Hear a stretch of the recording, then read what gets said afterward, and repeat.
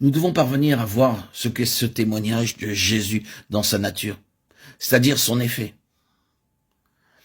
Quelle est la nature du témoignage? Quel est le témoignage de Jésus? Eh bien, dans un sens large, c'est que Jésus a vaincu Satan, qu'il a triomphé du monde et qu'il a détruit la puissance de la mort. C'est cela le témoignage de Jésus dans un sens large. Quant au Seigneur lui-même, cela est un fait. En ce qui concerne le prince de ce monde, a déjà été jeté dehors. Celui qui avait la puissance de la mort a été rendu impuissant et les œuvres du diable ont été détruites. En ce qui le concerne, il a triomphé du monde.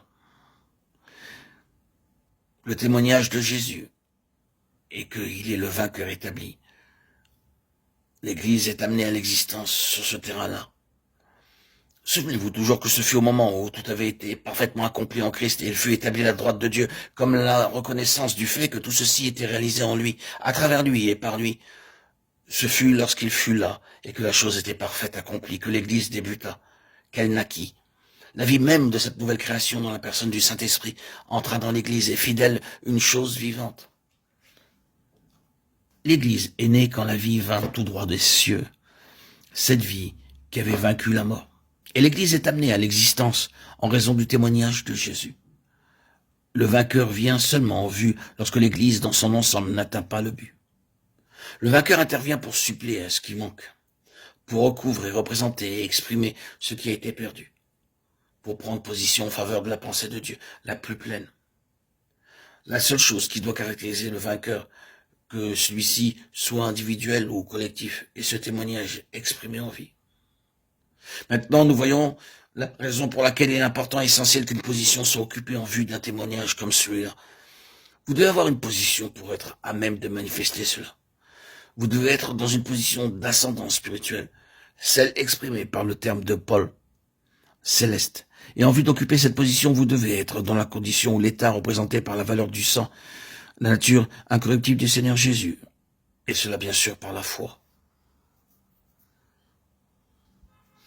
Or, le terrain de tout ceci est le sang. Ils l'ont vaincu à cause du sang de l'agneau. Je ne vais rien considérer comme admis et je vais courir le risque de vous ennuyer par la répétition des choses tellement connues. Quand nous citons ce passage de l'Apocalypse 12, 11, ils l'ont vaincu à cause du sang de l'agneau. Libérons complètement nos pensées de l'idée que cette victoire à cause du sang est une question de recours à une phraséologie, c'est-à-dire qu'ils se sont emparés de la parole et se sont mis à lancer la façon objective, à la tête de l'ennemi. Je sais qu'il y a des moments où, sur nos genoux, nous devons plaider la vertu et la valeur du sang à l'encontre de l'ennemi. Mais cette question ne peut être traitée à la même manière d'un docteur qui prescrirait une ordonnance et appliquerait un remède de façon un peu mécanique à une certaine affection diagnostiquée. Cela ne peut être traité de cette manière. Vous devez être dans une position spirituelle pour que le sang soit efficace quand vous faites appel à celui-ci. Vous devez être là, dans la foi, dans la position où, en premier lieu, vous vous tenez totalement sur le terrain de sa parfaite justice par la foi.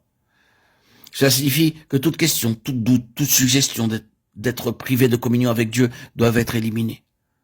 Quoi que ce soit qui soulève le moindre doute au sujet de votre pleine communion avec Dieu vous paralysera devant l'ennemi. Vous et moi, nous devons être à même de saisir cette position devant Dieu par la foi. Que tout comme Christ se trouve là, ainsi nous y sommes. Tout en sachant autant que nous le pouvons ce qui concerne la bassesse et l'iniquité de nos propres cœurs, nous devons néanmoins toujours dans la foi être capables de saisir cette position devant Dieu. Sa justice est la mesure de notre justice. C'est une position extraordinaire et quelque chose qu'aucun mortel n'oserait s'arroger. Si ce n'était dans la parole de Dieu, c'est là la base, et quoi que ce soit sur notre conscience qui entame notre assurance est une chose paralysante en présence de l'ennemi. Nous devons tout d'abord régler cette question sur la base de ce que le sang représente pour nous devant Dieu, comme témoin d'une vie incorruptible.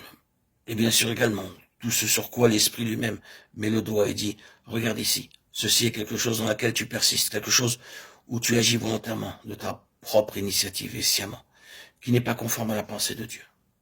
Tu dois le rejeter. Autrement, nous sommes défaits en présence de l'ennemi. Et il a l'avantage. C'est une condition par la foi.